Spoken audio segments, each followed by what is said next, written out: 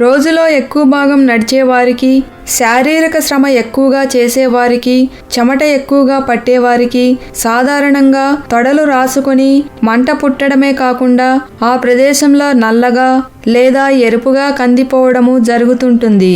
దీనికి తోడు ఆ ప్రదేశంలో మంటగా, దురదగా కూడా ఉంటుంది. ఎండాకాలంలోనైతే ఇలాంటి ఇబ్బంది ఎక్కువగా కనిపిస్తుంది. కొంతమందికి ఏ కాలంలోనైనా ఈ ఇబ్బంది తరచుగా వస్తూనే ఉంటుంది. ప్రధానంగా మహిళలకు, కొంతమంది పురుషులకు కూడా ఈ తరహా సమస్య ఎక్కువగా వస్తూ ఉంటుంది. అయితే అధిక శాతం మంది దీన్ని ఎలా పరిష్కరించుకోవాలో తెలియక సతమతమవుతూ ఉంటారు. అయితే కొన్ని టిప్స్ పాటిస్తే ఇలాంటి సమస్య నుంచి సులభంగా బయటపడవచ్చు. ఆ టిప్స్ ఏంటో ఇప్పుడు తెలుసుకుందాం. 1. వ్యాజోలిన్ లేదా బాడీ గ్లైడ్ వంటివి మంట పుడుతున్న ప్రదేశంలో రాస్తే మంటతో పాటుగా దురద కూడా తగ్గుతుంది. 2. Talcum powder, roll on DEOs వంటి వాటిని సమస్య ఉన్న ప్రదేశంలో రాస్తే ఆ ఇబ్బంది తొలగిపోతుంది. మంట, దురద కూడా తగ్గుతాయి. బయటకి వెళుతున్నప్పుడు వీటిని వాడడం వలన మంచి ఫలితం ఉంటుంది. 3. మహిళలకైతే స్టాకింగ్స్ వంటి ప్రత్యేకమైన దుస్తులు అందుబాటులో ఉన్నాయి. వాటిని ధరించడం వలన తొడలు రాసుకునే సమస్యల నుండి బయటపడవచ్చు. 4.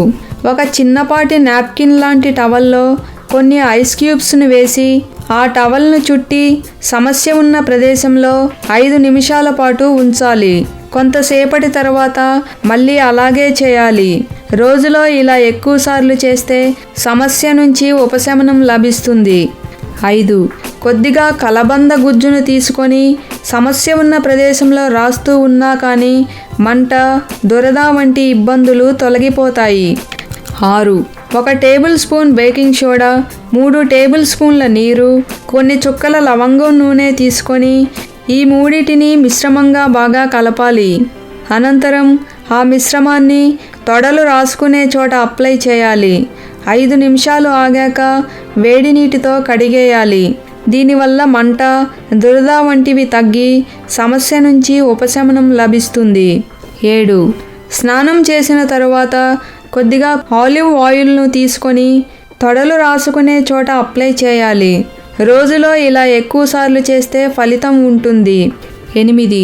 మంట, దురద ఉన్న తొడ భాగాల్లో కొద్దిగా కొబ్బరి నూనె రాసిన సమస్య నుండి బయటపడవచ్చు.